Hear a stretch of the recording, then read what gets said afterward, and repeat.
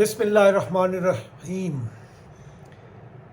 मैं एम्बेसडर अता मुन्निम शाहिद अपने तमाम सुनने वालों और देखने वालों को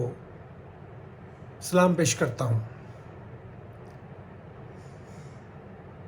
और उम्मीद करता हूँ कि मेरे मुल्क के नौजवान जो मुश्किल वक्त से गुज़र रहे हैं वो सब्र का दामन हाथ से नहीं जाने देंगे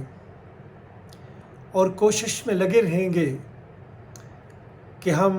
किस तरीके से बेहतर रोज़गार हासिल कर सकते हैं, क्योंकि ये उनका हक है। मेरा आज का मौजू एक इंतहाई दिलखराश मौजू है। अगरचे ये जो काम हम करते हैं या ये जो हम सफ़र करते हैं हसूल रिज़्क़ के लिए, ये भी जायज़ है, लेकिन इसके साथ बहुत सी दिलखराश यादें वाबस्ता हो गई हैं। बहुत से ऐसे हादसात हो गए हैं जो हम भूल गए हैं। तो मेरे भाइयों, मेरा मकसद है कि आपको हसूल रिज़्क़ के लिए जो हमारे नौजवान, जिसको उर्फ़ आम में डंकी कहते हैं, लगाकर यूरोप और दूसरे ममालिक की तरफ जाने की कोशिशें करते हैं, इसके बारे में कुछ आपके साथ डिस्कस किया जाए और कुछ आपको बताया जाए कि इससे बेहतर तरीके क्या हैं और कुछ मशवरे हुकूमत वक़्त को भी दिए जाएं, अगरचे वो सुनते कम ही हैं। लेकिन बहरहाल हमारा फ़र्ज़ है कि हम उन कोताहियों की निशानदेही करते रहें जिसकी वजह से ये हादसात पेश आते हैं। अभी हाल ही में जून में एक बोट जो मुख्तलिफ़ अंदाज़ों के मुताबिक 400 से 700 लोग, जिसमें ज़्यादातर साउथ एशियन ही थे और उनमें भी 200 से 300 के करीब पाकिस्तानी थे, वो हसूल रिज़्क़ के लिए यूरोप की तरफ गामज़न थे। लेकिन उनकी ज़िंदगी ने उनसे वफ़ा न की। क्या उनकी ज़िंदगी ने उनसे वफ़ा न की, या जो तरीक़ाकार उन्होंने इख्तियार किया, या जो पैसे के पुजारियों ने उनके लिए ज़रिया सफ़र तय किया या ज़रिया सफ़र चूज़ किया,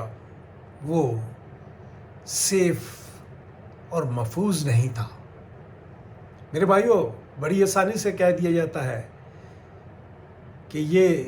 अल्लाह की तरफ से है। कोई शक नहीं कि मौत अल्लाह की तरफ से है, लेकिन अगर आप अपनी हिफाजत करें, अगर आप सही तरीके इख्तियार करें, तो ये हादसात रुक सकते हैं। मेरे भाइयों, इस हादसे में 300 से करीब या 400 करीब या इससे भी ज़्यादा लोग अपनी जान खो बैठे, जिसमें 200 से ज़्यादा पाकिस्तानी थे। ये नौजवान थे, इनकी फैमिलीज़ थीं। इन्होंने 20-20, 25-25 लाख रुपए खर्च करके, किसी ने कर्ज़ा लिया, किसी ने बहन की चूड़ियाँ बेची, किसी ने ज़मीन गिरवी रखी। 20-25 लाख रुपया बड़ी आसानी से कमाया नहीं जा सकता। मैं ख़ुद भी आपको बता सकता हूँ कि मैं एक अच्छी पोस्ट पे रहा और हमेशा से जिन डिपार्टमेंट में मैंने काम किया, एक अच्छी पोस्ट पे रहा, लेकिन इसके बावजूद ये आसान नहीं था मेरे लिए कि 20-25 लाख रुपया इकट्ठा कर सकूं और उससे कोई फ़ायदा उठा सकूं। तो मेरे भाइयों, मुझे ان خاندانوں کا بھی احساس ہے اور ان لوگوں کا بھی احساس ہے، لیکن ہم نہ صرف ان دولت کے پجاریوں جو ایجنٹس ہیں ان کو کوس سکتے ہیں، بلکہ اس کے ساتھ ساتھ ہمارے مختلف ڈپارٹمنٹ ہیں جن کی ذمہ داری ہے کہ اب کوئی ملک سے باہر جا رہا ہے یا بارڈر سے باہر جا رہا ہے تو آپ دیکھیں وہ کیوں جا رہا ہے، اس کے پاس کوئی ویلڈ ریزن ہے، اس کے پاس کوئی ویلڈ ویزا ہے، اور اگر وہ ڈنکی سے بارڈر کراس کر رہے ہیں تو آپ کیا کر رہے ہیں؟ آپ نے اپنا فرض پورا نہیں کیا، آپ اس جرم میں برابر کے شریک ہیں۔ تو میں نہ صرف اس واقعے کی طرف آپ کو احساس دلانا چاہتا ہوں، بلکہ اس سے پہلے 1996 میں بھی اسی طرح کی ایک بوٹ سسلی کے پانیوں میں ڈوب گئی تھی اور جس کا کچھ پتہ بھی نہیں چلا، اور جب مچھیرے وہاں انہوں نے مختلف باڈی پارٹس دیکھے تو ان کو احساس ہوا کہ یہاں کوئی حادثہ ہوا ہے، تو وہ بھی اٹالین اتھارٹیز کو نہیں بتاتے تھے کہ انہیں شک تھا کہ اس پہ پھر وہ آ جائیں گے، انکوائری شروع ہو جائیں گی اور پھر ان کے کام میں دخل اندازی ہوگی اور ان کا کام کچھ دنوں کے لیے رک جائے گا وہ، لیکن پھر بھی ان کے اندر احساس تھا۔ فائنلی کسی نے اتھارٹیز کو اطلاع کر دی تو پتہ چلا کہ یہ ایک بوٹ تھی جو امیگرینٹس کو لا رہی تھی، جس میں 300 کے قریب امیگرینٹس تھے اور اس میں بھی زیادہ تر پاکستانی تھے جو ڈوب کے، جن کا نہ ڈی این اے ہو سکا، جن کی نہ باڈیز مل سکیں، اور اس میں ہمارا ضلع گجرات کے اس وقت منڈی باؤدین و گجرات ایک ضلع ہوتے تھے تو اس کے کافی لوگ تھے، لیکن اٹالین قوم ایک درد دل رکھنے والی قوم ہے، ان کو احساس ہوا کہ یہ بڑا ایک خوفناک جرم ہو گیا ہے۔ انہوں نے اپنی اس کی انویسٹیگیشن شروع کر دی اور پھر وہ بھولے نہیں اس کو، 10 سال بعد بھی 2006 میں پھر انہوں نے اپنا ایک گروپ بنایا اور اس پورے گروپ کے ساتھ، جس میں خواتین مرد دونوں، ڈاکٹرز، انجینئرز اور فلینتھراپسٹ سارے لوگ شامل تھے، وہ گجرات آئے، ان فیملیز سے ملے اور ان فیملیز کے ساتھ بیٹھ کے وہ روئے، پھر واپس گئے، پھر ان کی یاد میں ایک پروگرام کیا اور وہ ابھی تک نہیں بھولے، اگرچہ ہم 1996 کے وہ 300 شہیدوں کو بھول چکے ہیں، اور یہ جو ابھی 300 شہید ادھر ہوئے ہیں گریس کے پانیوں میں بھی، بھائی اگر وہ 200 سے زیادہ پاکستانی ہیں تو باقی بھی جس مذہب سے بھی رکھتے ہوں وہ حصول رزق کے لیے جا رہے تھے، ان کا یہ حق ہے، لیکن ان کو طریقہ کار نہ تو میرے ملک نے بتایا، نہ میری ملک کی اتھارٹیز نے بتایا، نہ ہی جو ہوس کے پجاری ہیں، جو ایجنٹ بنے ہوئے ہیں، جو 20-20 25-25 ہزار لے کر موت بانٹتے پھرتے ہیں، نہ ہی ان کو کسی نے روکا۔ دیکھیں، ہر ملک میں اپنے نوجوانوں سے یہ بات شیئر کرنا چاہتا ہوں کہ ہر ملک میں ضرورت ہوتی ہے لیبرز کی، کینیڈا میں بھی ہے، امریکہ میں بھی ہے، اور اٹلی میں بھی ہے، اور یورپ کے دوسرے ممالک میں بھی ہے۔ کچھ کام ایسے ہیں، مثلا ایگریکلچر ہے، اٹالین کو ایگریکلچر کے لیے سیزنل لیبر کی، اور سیزنل لیبر کے لیے وہ اپنے ویزاز دیتے ہیں، تو اگر ہماری گورنمنٹ نہیں کر سکتی تو کم از کم ہم ان ایمبیسیز کے ساتھ، جس میں Japan, Korea, Italy, Germany, you کے، برطانیہ شامل ہے، ان کے ساتھ بیٹھ کے بات کریں کہ جی آپ کا جو بھی آپ کو جت لیبرز کی ضرورت ہو تو آپ ہمارے جو بھی اوورسیز کے لیے آپ نے ڈپارٹمنٹ بنایا ہوا ہے اس کے ساتھ بیٹھ کے بتائیں. اور پھر گورنمنٹ جو ہے یا گورنمنٹ کے جو فنکشنریز ہیں اگر وہ تھوڑا سا احساس دل کر رہے ہیں کہ ان کے اپنے بچے تو اعلیٰ اسکولوں میں پڑھ رہے ہیں، ان کے لیے تو تمام جو ضرورتیں ہیں ان کو پورے ہو رہے ہیں، لیکن ہمارے دور دراز کے گاؤں کے لوگ یا ان کے بچے یا شہروں میں بھی جن کے پاس کام نہیں ہے کیونکہ ہم نے جاب کریٹس نہیں کی، تو ان کے ساتھ کوئی کوآرڈینیٹ کر کے میکینزم، ایک ایسا میکینزم کوآرڈینیٹ کریں. کیونکہ میں اس کو انفارچونیٹلی اپنے پاکستانی بھائیوں پہ نہیں چھوڑنا چاہتا کہ وہ پھر اس میں کوئی نہ کوئی اپنا شیئر تلاش کر لیں گے. تو ایمبیسی کے ساتھ کوآرڈینیٹ کر لیں کہ جی آپ کے پاس 200 ویکنسیز ہیں تو 200 ویزاز کے لیے وہ پھر جس کے ویزاز آتے ہیں ان کے لیے 2 ماہ اور 3 ماہ کا ان بچوں کے لیے لینگویج کا کورس کرا دیا جائے، اور پھر 3 ماہ بعد وہ آگے اپنے وہاں جا کے ایگریکلچر کے اپنا کام کریں اور واپس آئیں. اور جو دوسرے لیبر ہیں مثلا یورپ میں جو بوڑھے افراد ہیں ان کے کیئر کے لیے بھی ضرورت ہے، اس میں ہماری خواتین بھی جا سکتی ہیں، مرد بھی جا سکتے ہیں، تو اس میں اچھے پیسے بھی ملتے ہیں. تو یہ ساری چیزیں ہمیں بتانے کی ضرورت ہے، اور پاکستانی کو یہ بھی بتانے کی ضرورت ہے کہ اگر آپ کسی طریقے سے 20-25 لاکھ روپیہ اکٹھا کر لیتے ہیں تو یہ کوئی معمولی رقم نہیں ہے. آپ اس سے چھوٹے چھوٹے کام جو ہے ان کا آغاز کریں، چھوٹی سی شاپ بنا لیں، چھوٹا سا کیاسک بنا لیں، ٹھیک ہے جی. جس طرح میں اس کو پنجابی میں کہتا ہوں کھوکھا، اچھا سا کھوکھا بنا لیں، خوبصورت کھوکھا بنا لیں، اور اس کھوکھے میں آپ کچھ چیزیں رکھ لیں اور سیل کرتے رہیں. یہ اس سے بہتر ہے. میں آپ کو صاف بتاتا ہوں کہ میں نے روم میں، تھائی لینڈ میں، سنگاپور میں اور ماسکو میں سرو کیا ہے، اور مجھے علم ہے کہ جو پاکستانی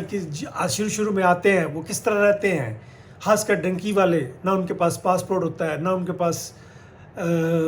آئی ڈی کارڈ ہوتا ہے، کیونکہ سب کچھ ان کو کہتے ہیں کہ آپ اپنی شناخت، کیونکہ اگر آپ پکڑے گئے اور آپ کی شناخت ظاہر ہو گئی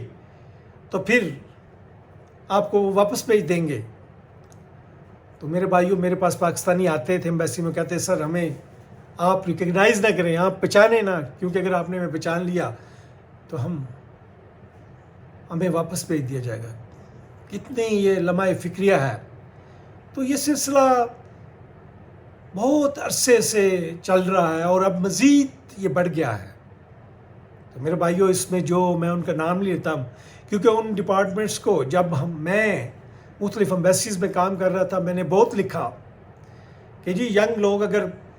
کچھ لوگ ایئرپورٹ کے ذریعے بھی جاتے ہیں، کچھ لوگ بارڈر کے ذریعے جائیں، ان سے پوچھیں یا بھائی بات سنیں، حسن نثار کے مطابق غربت تو چہرے سے نظر آ جاتی ہے. آپ کو پتہ چل جاتا ہے کہ یہ صاحب جو کوئی بزنس مین ہے یا یہ بچہ جو ہے یہ کدھر جا رہا ہے. یہ تو اسکول میں 9th میں اس نے 9 تک پڑھا ہے، آپ تصور کر لیتے ہیں. تو یہ سب کیا ہم اپنے بچوں کو پال کر اور 25-30 سال کا کر کے پھر ان پہ روتے رہیں گے، ہم آہیں بھرتے رہیں گے؟ میرے خیال میں یہ وہ ریاست نہیں ہے جس کا اعزاز احسن صاحب ذکر کرتے ہیں. یہ ریاست انفارچونیٹلی ان 1% لوگوں کے لیے بن چکی ہے جن کے پاس ریسورسز ہیں، جو ریسورسز کو ایک دوسرے کے ساتھ کوآرڈینیٹ کرتے ہیں. وہ مافیاز ہیں، وہ خواہ لینڈ مافیا ہے، خواہ انڈسٹریلائز مافیا ہے، خواہ وہ پولٹری فارم مافیا ہے.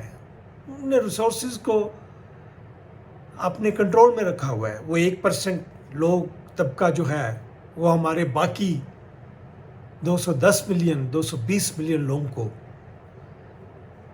ان کا استحصال کر رہے ہیں. اور اس ملک سے لوگوں کا اور خاص کر نوجوانوں کا اعتماد اٹھ چکا ہے۔ میں نے پہلے بھی کہا تھا کہ میں سیاست پہ بات نہیں کرنا چاہتا، لیکن افسوس کی بات ہے کہ میں اب نوجوانوں کا کیا ان کے لیے بات بھی نہ کروں، کیا میرے نوجوان جو ہیں یا ہمارے نوجوان ہیں ان کا درد بھی فیل نہ کروں، تو یہ میرے لیے ممکن نہیں ہے۔ میں اپنے تمام نوجوانوں کو یہ کہتا ہوں، آپ ضرور باہر جائیں، لیکن اس کے صحیح طریقے، آپ ہم سے رابطہ کریں، ہم آپ کو بتائیں گے، لیکن صرف مشورہ دیں گے، کوئی فیس وغیرہ نہ مقرر ہے، نہ لیں گے۔ آپ کو بتائیں گے اگر آپ نے اٹلی جانا ہے، اگر آپ نے یورپ جانا ہے، آپ نے پڑھنے جانا ہے، ٹھیک ہے جی، کس طرح جائیں، آپ اچھے طریقے سے جائیں، آپ کوشش کریں کہ آپ جو لیبر کے ویزاز ہیں ان پہ جائیں۔ تو اس سلسلے میں گورنمنٹ سے بھی یہ اپیل کرتا ہوں، یا گورنمنٹ کے کیونکہ سارے کام وزیر اعظم یا ان کے وزیروں نے نہیں کرنے ہوتے، یہ ہمارے جو افسران ہیں، جو ہماری بیوروکریسی ہے وہ بڑی پاورفل ہے، جو منسٹری آف اوورسیز پاکستانی سے بیٹھے ہیں یا جو وزارت خارجہ میں بیٹھے ہیں، ان کا کام ہے کہ جہاں بھی پاکستانی لیبر کی ضرورت ہو، جہاں بھی ہو، وہ ان کا کام ہے کہ وہ بتائیں، اور پھر آگے یہ چیزیں ڈسیمینیٹ کی جائیں، ریڈیو کے تھرو، ٹی وی کے تھرو۔ بھائی ہمیں بتانا ہمارا فرض ہے، تاکہ لوگوں کو ان کو ایجوکیٹ کیا جائے کہ بھائی آپ 20-25 لاکھ ہے تو یہاں کام شروع کریں۔ ان کے لیے ڈیفرنٹ کام، پولٹری فارم بنائیں، آپ چھوٹی شاپ بنائیں، آپ کوئی اور کام شروع کریں، جو بھی اس کے لیے ہمیں جو اسکلڈ لوگ ہیں یا جو پروفیشنل ہیں ان کے ساتھ مل کے کوئی لایا عمل بنانا پڑے گا کہ جی 25 لاکھ اگر آپ کے پاس ہے تو گورنمنٹ اس میں 25 لاکھ ایڈ کرے گی، وہ پھر آپ واپس کر سکتے ہیں۔ تو یہ ساری چیزیں، اسی طرح کہ اگر آپ اٹلی جا رہے ہیں تو آپ کو اٹالین لینگویج کا پتہ ہونا چاہیے، تھوڑا سا کلچر کا پتہ ہونا چاہیے، یہ بہت ضروری ہے، کیونکہ میں وہ داستانیں بیان نہیں کرنا چاہتا جو بچیوں کے ساتھ وہاں ماں باپ نے خود ماں باپ نے ہوئی کی، کہ وہاں تو لے گئی اور پھر ان کے پیسے بھی 17 سال کی ہوئی، اس کو ریسٹورنٹ پہ کام پہ بھی لگا دیا، لیکن جب وہ کسی کے ساتھ اس کی دوستی ہو گئی تو اس نے کہا کہ میں اس سے شادی کرنا چاہتی ہوں، تو پھر اس کو گھر میں لا کے ذبح کر دیا اور اس سے بکرے کر کے اس کو زمین میں دفنا دیا۔ یہ بھی اٹلی میں ہو چکا ہے، اور اس کے لیے بھی اٹالین اس کا ہر سال پروگرام بنا رہے ہیں، اور اس پروگرام میں نے بھی شرکت کی۔ تو اس طرح کے واقعات سنتے ہوئے، کیونکہ ہمیں کلچر کا پتہ ہونا چاہیے کہ وہاں کلچر کس طرح ہے، ہمارے بچے کیا بنیں گے وہاں، ٹھیک ہے جی۔ تو یہ ساری چیزیں بڑی ہی ضروری ہے سمجھنا، اور حصول رزق اور باہر جانا میرے نوجوانوں کا حق ہے، لیکن صحیح طریقے سے جائیں، دیکھیں کہاں لیبر کی ضرورت ہے، کہاں آپ کو اسٹڈی ویزا مل سکتا ہے، کہاں آپ کو، اگر آپ انجینئر ہیں، ڈاکٹر ہیں، نرسز، آپ اپنی بچیوں کو نرسنگ میں ڈالیں، نرسنگ کی ضرورت ہے، یو کے میں ضرورت ہے، باقی ممالک میں ضرورت ہے، تاکہ آپ کا یہ حق ہے کہ آپ ایک اچھی زندگی گزاریں۔ ربنا آتنا فی الدنیا حسنۃ وفی الآخرۃ حسنۃ وقنا عذاب النار، کہ یہ دنیا بھی آپ کے لیے حسن ہو۔ یہ نہیں کہا گیا کہ صرف آپ آخرت پہ، کہ ہمیں مذہب کا آپ کو سبق دے کے کہ جی آپ اپنی آخرت کے لیے نہیں، اپنی دنیا بھی حسین ہونا، دنیا بھی حسن ہونا، دنیا میں بھی آپ خوشحال ہونا، یہ آپ کے لیے ضروری ہے۔ آپ اس دنیا میں بھی خوشحال رہیں، اور اللہ تعالیٰ آپ کو آخری دنیا میں بھی خوشحال رکھے۔ خوشحال رکھنے سے مراد ہے کہ جو آپ کے ڈریمز ہیں وہ آپ کی دوسری زندگی میں بھی پورے ہوں۔ تو میرے بھائیوں، میرا مقصد صرف یہ تھا، ایک تو ہائی لائٹ کرنا کہ اس میں ہمارے جو نوجوان ہیں وہ جب ڈنکی کے ذریعے جاتے ہیں تو اس میں بہت سے خطرے جو ہیں وہ موجود ہیں، اور یہ صرف 2 واقعات نہیں ہیں، اس کے درمیان میں بہت سے واقعات ہیں۔ جب میں الجیریا میں تھا تو 163 پاکستانی بیچارے، ان سے کوئی 3-4 لاکھ روپے کے، کسی کو $300 کسی کو $500 پہ رکھا گیا تھا، اور 1 سال 1.5 سال تنخواہ نہیں ملی تھی، جس کے لیے ہمیں بڑی کوشش کرنی پڑی۔ تو ہر جگہ یہ جو ہماری لیبر ہے یا سیمی اسکلڈ لوگ ہیں ان کا استحصال کیا جاتا ہے، اس میں ہم سب شامل ہیں اور ہمیں کوشش کرنی چاہیے. میں اپنے انڈسٹریز سے بھی یہاں اپیل کروں گا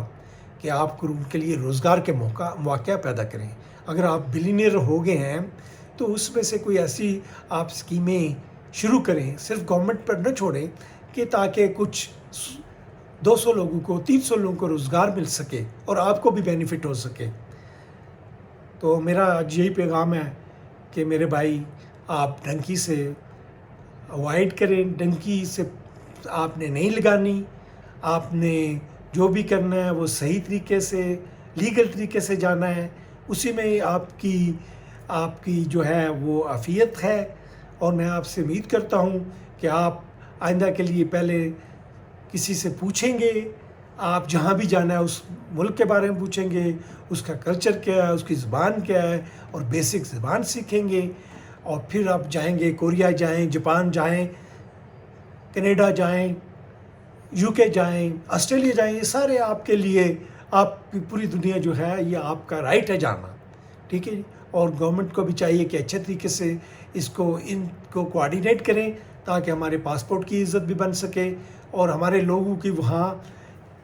عزت ہو سکے. میں یہ سیریسلی آپ کو بتانا چاہتا ہوں کہ ہمارے لوگ جو چلے جاتے ہیں, جب وہ کام میں لگ جاتے ہیں تو وہ کام سے کام رکھتے ہیں, وہ انتہائی محنت سے کام کرتے ہیں. اور ہمیں بڑا فخر ہوتا تھا جب ہمیں بتایا جاتا کہ یہ پاکستانی لیبر ہے اور بڑے اچھے طریقے سے کام کر رہے ہیں. ہم بڑا فخر محسوس کرتے تھے. ہمارے پاکستانیوں میں تمام صلاحیتیں ہیں. یہ بہت جلدی لینگویج بھی سیکھ لیتے ہیں, یہ انٹیلیجنٹ ہے, یہ ہارڈ ورکنگ ہے, یہ اپنی فیملی کا مستقبل بدلنے کے لیے اپنی جان بھی دے دیتے ہیں. وما علینا الا البلاغ.